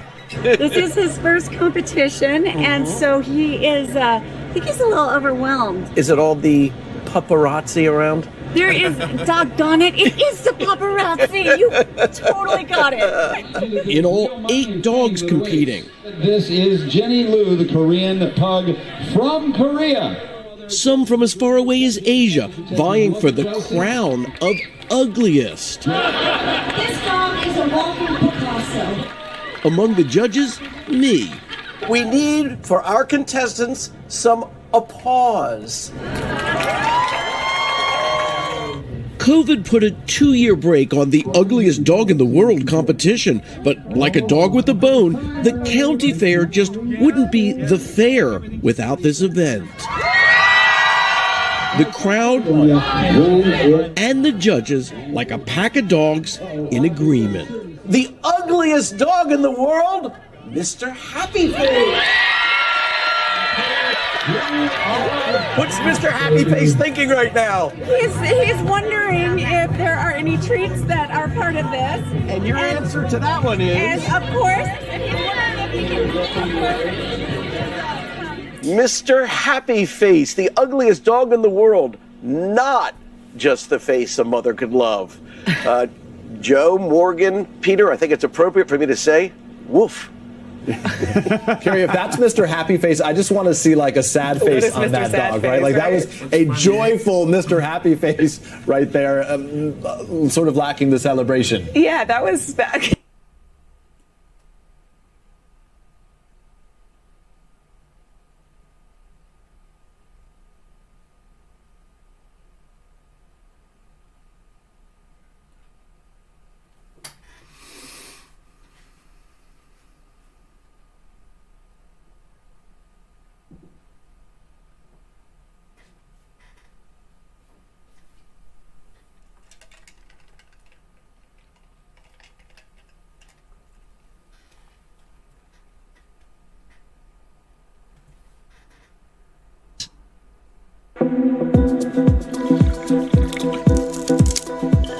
What's up, guys? Michael here to talk about South Park. Wait, what was that? Sure.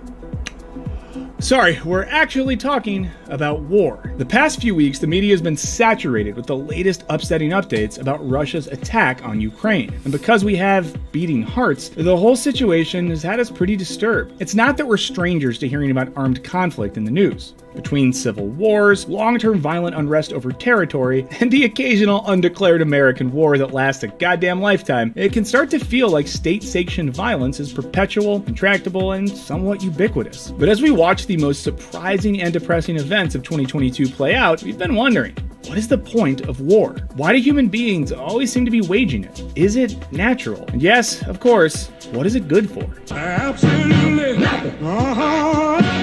So join us on this very lighthearted journey into the deeply violent depths of mankind in this wisecrack edition on war. You know, you make why? You make the answer to the question why war might first seem pretty obvious. The way most people explain humanity's propensity for war is that it's inevitable, it's natural, it just kind of is. In fact, if we had the production budget to man on the street the question, is war natural? We're pretty sure that 1, we'd overwhelmingly hear yes, and 2, I'd probably get beaten up on Hollywood Boulevard. Anyway, that gut reaction has some scientific and philosophical credence. Yeah, post a video Most obviously, there's the classic philosophical Amanda, from I always watch Hobbes, who argued that life is nasty, brutish, and short, and he didn't mean nasty in a good way. Or, as the poet Nas once said, life's a bitch and then you die. Other proponents of this view that violence amongst mankind just kind of happens would include the likes of William James and Sigmund Freud. And plenty of anthropological scholarship bolsters this belief, with fossilized human bodies showing evidence of man-on-man violence. Since the 1960s, anthropologists have used the savanna baboon as a surrogate for early humans, and found that they appear to really like hitting each other. Famously, a study of the Yanomamo people, one of the last few remaining truly isolated hunter-gatherer tribes, conducted by controversial anthropologist Napoleon Chagnon, found that men who committed multiple murders had more reproductive success, i.e., acquired more wives than those who didn't. He used these findings to argue that violence is a desirable evolutionary trait in male humans, which, yeah, that tracks with every James Bond movie I've seen. However, many scholars push back on this idea altogether. Take the Yanomamo example. For starters, it's been alleged that much of the violence Chagnon observed amongst the Yanomamo was actually caused by Chagnon, who handed out machetes and axes to encourage the tribe members to participate in his study. What's more, anthropologist Douglas Fry's analysis of Chagnon's data finds that the men who committed murders were on average 10 full years older than the peaceful ones, giving them way more opportunity to, land a few wives. This is obviously an isolated example, but it speaks to a much bigger epistemological problem. That is, a problem with the way we acquire knowledge. According to Fry, Western scholars studying ancient hunter-gatherer cultures tend to suffer from a sort of confirmation bias. Because we live in a world torn up by war, where violence is just part of the landscape, it's easy for folks studying ancient humans to find evidence of war everywhere. Skeletons of cavemen that show damage to the skull, for instance, are typically interpreted to be evidence that one guy clubbed the other guy to death. Thus, humans are naturally violent. But Fry argues that upon closer inspection, some cases like these have been found to merely indicate that the ancient human was attacked by animals, or that their skeleton had gone through run-of-the-mill archaeological decay. Or take the 9,000-year-old walls of Jericho, commonly thought of as the first archaeological evidence of war, which have also caused some serious scholarly disagreement. Some experts now believe that the walls were built to protect the city against flooding, rather than against hostile neighbors. In his book, Beyond War, Fry makes a compelling case that for the majority of our existence, war has actually been extremely rare. He notes that, although the violence of homicide, feud, and war grab our attention, an examination of cross-cultural data reveals that people usually deal with conflicts without using any violence at all. While violence between individuals, usually male, seems to have always been around, Fry argues that the unmitigated killing between two or more groups that is necessary to constitute capital W war is remarkably absent from most of human history. Scholar John Gowdy adds that judging from historical accounts of hunter-gatherers, for most of the time humans have been on the planet, we have lived in relative harmony with the natural world and with each other. Our minds and cultures evolved under these conditions. Evidence suggests that war emerged only when human social order became more complex, adopting, among other things, hierarchies, and horses. What's more, large-scale war appears to have only existed for less than 2,000 years, a mere drop in the bucket for Homo sapiens. Fry even argues that human beings have successfully evolved precisely because evolution favors restraint and limited interpersonal aggression. In fact, it's one of our strengths. Human beings are creative and adaptive enough to find non-violent solutions to problems, such as soliciting a friendly mediator, talking things out, or, my favorite tactic, simply running the away from the angry guy holding the club. Now, the idea that human beings are naturally prone towards peace is, of course, contested, but at the very least, Fry's account throws a serious shade of doubt on the assumption that cavemen were prone to group violence and that human beings are basically chimpanzees with less facial hair. And many scholars agree with Fry's contention that most human societies existed largely in a state of peace and abundance.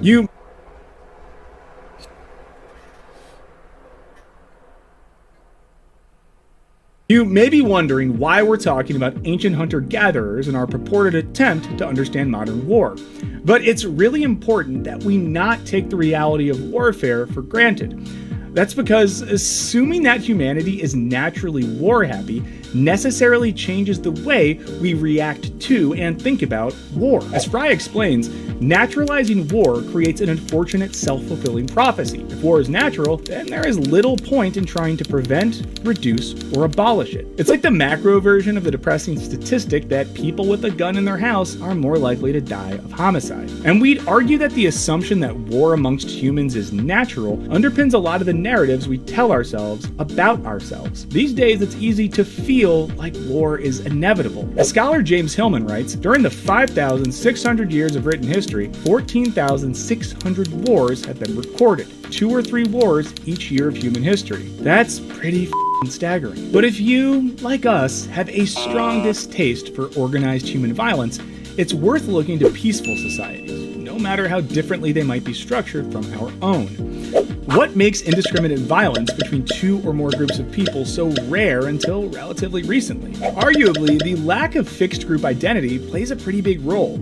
See, in ancient hunter-gatherer societies, if you belonged to one band of people and got in a big fight with your bunkmate, you would often simply leave that band and join a different one. And because lineage was frequently tracked both matrilineally and patriarchally, you would have kin in multiple tribes, so you had friendly options. What's more, the overlapping fluxus state of group membership made violence between groups less likely overall. As Fry explains about the Aboriginal people of Australia, band membership was neither closed nor static. Individuals and families shifted band residence over both the short term and the long term. Virtually every person had relatives and contacts in other groups. These overlapping social and kinship networks that spanned the flexible bands served to damp intergroup hostility. The idea of floating between a network of groups at first blush might be hard for us to relate to. Most of us forge our identity largely based on the groups we permanently belong to, like bald dudes with hearts of gold and slightly raised cholesterol. And often we identify primarily by our country of origin. As scholar Benedict Anderson wrote back in 1983, nationness is the most universally legitimate value in the political life of our time. But it's important to note that the idea of national identity is a relatively new one, if you take the grand span of human history into account. Some scholars note that while some medieval elites may have had a national consciousness, thanks in part to the influence of the church, this didn't really reach the masses and become modern nationalism until the 18th century, when, thanks to Enlightenment and Romantic thinking, nationalism became what scholar John Hutchinson calls a surrogate religion. Whereas previously borders had been porous, the concept of the unified nation carried a greater sense of solidarity when it emerged in Europe around this time. Anderson attributes the rise of European nationalism in the late 1700s to three things. First, the fall of Latin as Europe's universal religious language, accompanied by the rise of national dialects. Second, the death of the divine monarch in the cultural imagination, which required now precariously positioned rulers to seek out other forms of legitimacy. And lastly, the emergence of the mass-produced newspaper, which united countrymen in a shared experience and worldview. These factors coalesced to start building more robust national identities. Now, of course, there was war before there were modern nations. Ancient empires didn't form out of pure fondness for their leaders.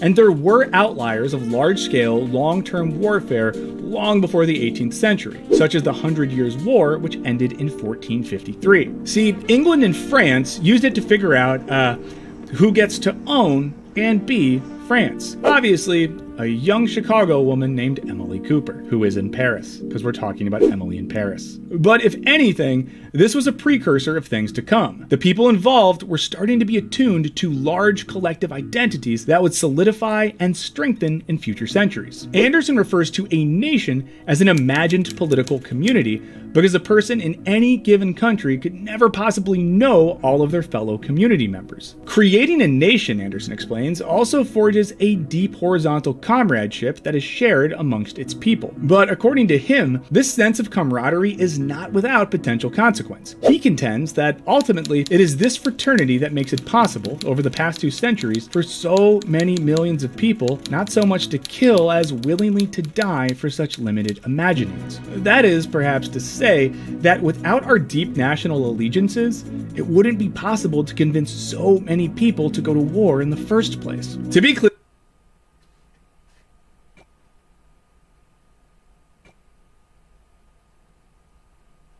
clear, Anderson's views are not unopposed, and some scholars think the connection between nationalism and war can be overstated.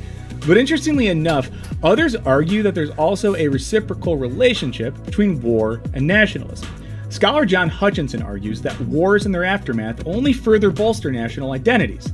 That is to say, our nations might bring us to war, but war also brings us closer to our nations. Or, as scholar Charles Tilley says, war made the state, and the state made war.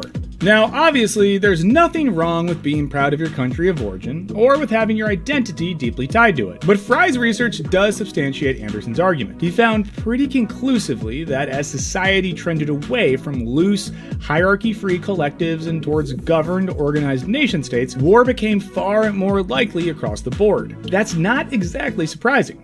You can't assemble an army out of a small band of loosely connected people, but you can destroy the one ring to rule them all. Militarism necessarily relies on buttloads of folks willing to risk their lives for something bigger, and that something is very often a nation. And that deeply ingrained sense of national pride facilitates the kinds of wars our ancient ancestors never would have thought to wage in the first place. Of course, you need more than just a complex society to wage a war, and not all complex societies do. Fry determined back in 2006 that 20 countries in recent history have gone at least 100 years without a war. You need one more all-important thing, and it's not a literal enemy. As Hillman writes in his book, A Terrible Love of War, all along we are speaking of the idea of an enemy, a phantom enemy. It is not the enemy that is essential to war and that forces war upon us, but the imagination.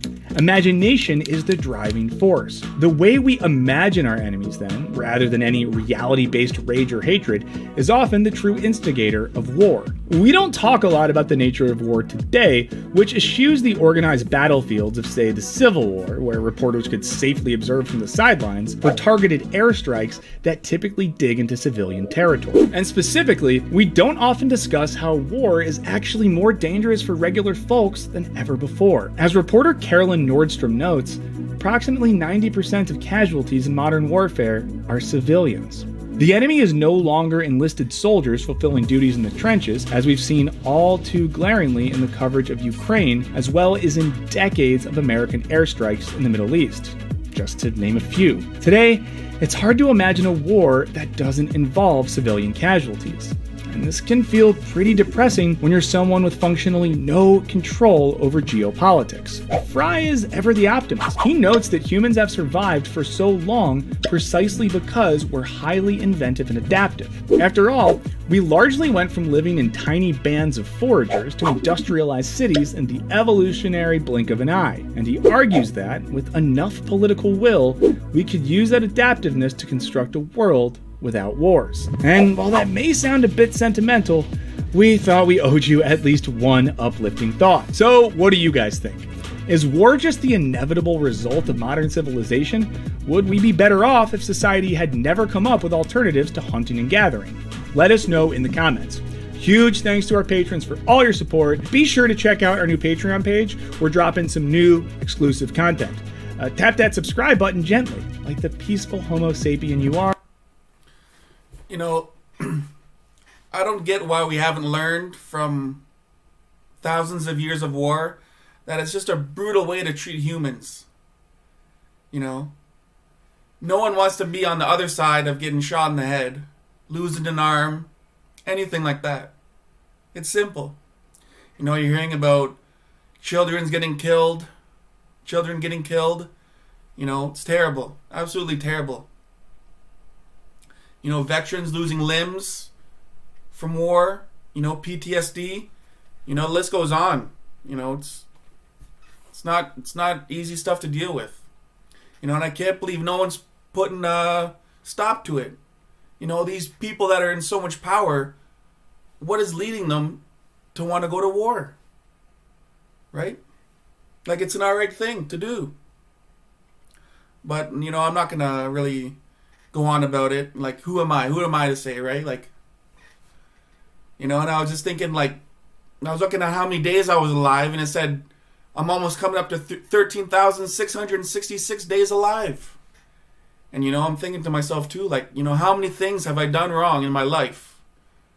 You know, and I can only count on my two hands how many things that I would like to go back and try again, honestly. And believe me, with the things I did, I had to learn the hard way. You know, the very hard way. You know? And it makes it, you not want to be here sometimes. It's not easy. It's not easy to be here. You know, it's almost like life turned out so bad that it's bad. You know, if you get what I'm saying, right? But, you know, like, at the end of the day, you got to do what makes yourself happy. Right? Make yourself happy. You know, and try and make other people ease into their dream world. Go to their dream world, too. You know? So that's all I really wanted to say about that. But, you know, I hope you get what I'm trying to say.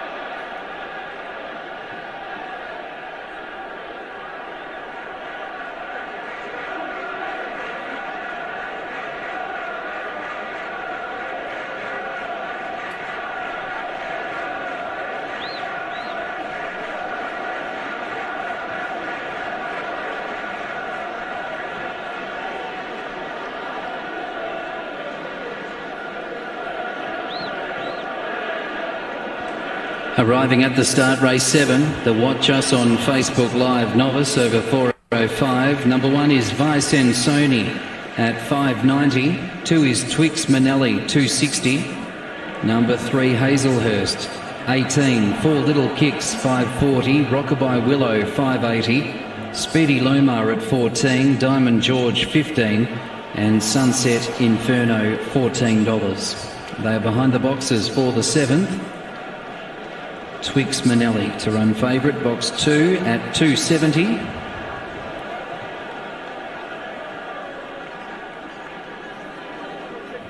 They're about to link in. Third leg of the quaddie. To be alive, you need 5 Pinkie Pie and 3 Resting Toucher. In they go.